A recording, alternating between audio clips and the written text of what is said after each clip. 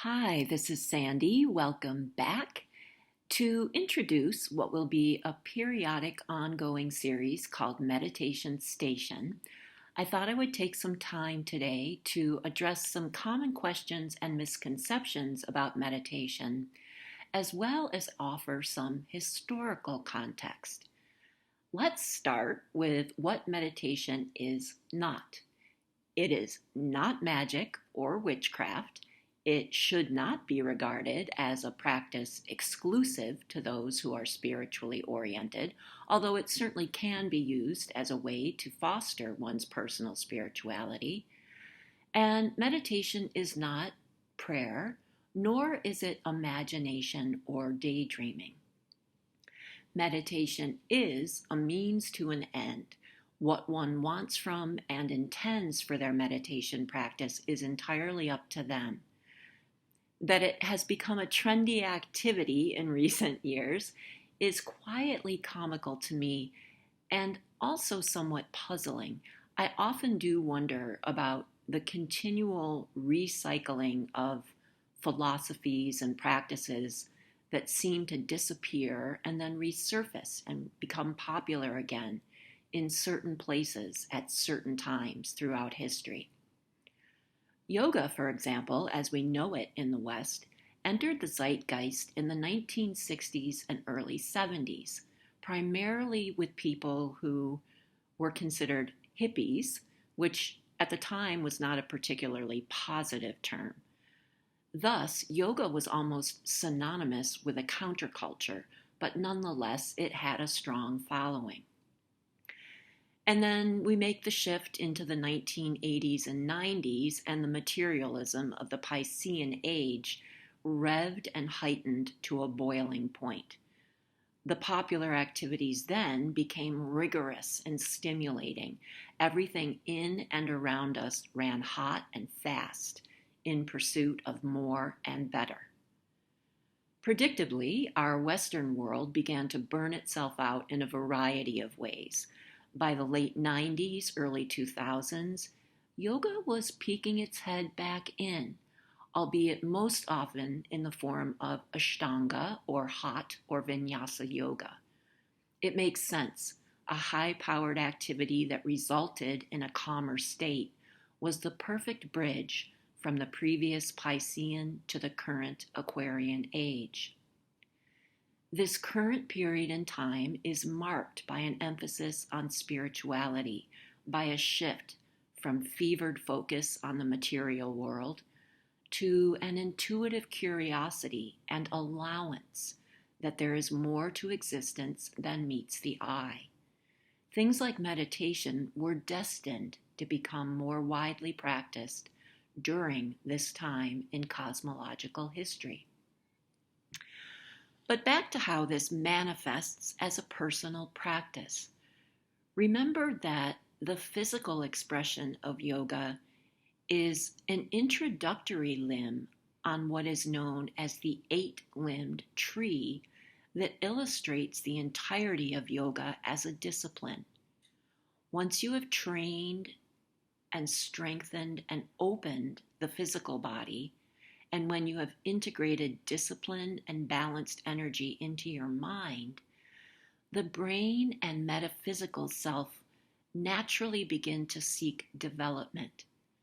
There may arise an unbidden inner call that one feels compelled to answer. This progression from physical to psycho-spiritual is why yoga asana precedes meditation on that aforementioned tree or ladder. All of this brings us back around to what exactly is meditation? Well, it's not one specific method or modality. How you meditate is based on your personal aim. As an ancient practice that has been an integral aspect of religious and spiritual traditions throughout the world, meditation is how one transcends the body to feel at one with the universe. Some might say God. It is at this point where the very word meditation can conjure up something off-putting or confusing to people. Someone who may be quietly curious about meditation may not be familiar or comfortable with some of the language that can surround certain versions of the practice. For example, my personal vernacular includes words like energy, God and the universe, third eye, meridians, chakras.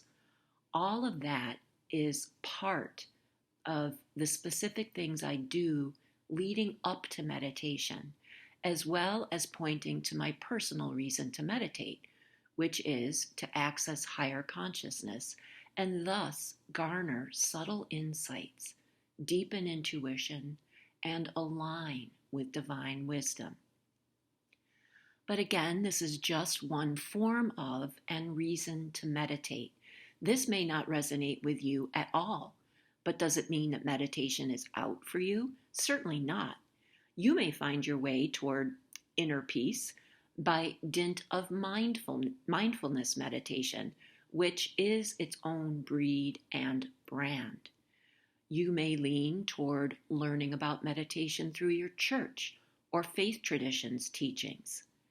And delving inward for the purpose of spiritual development may not be your goal at all.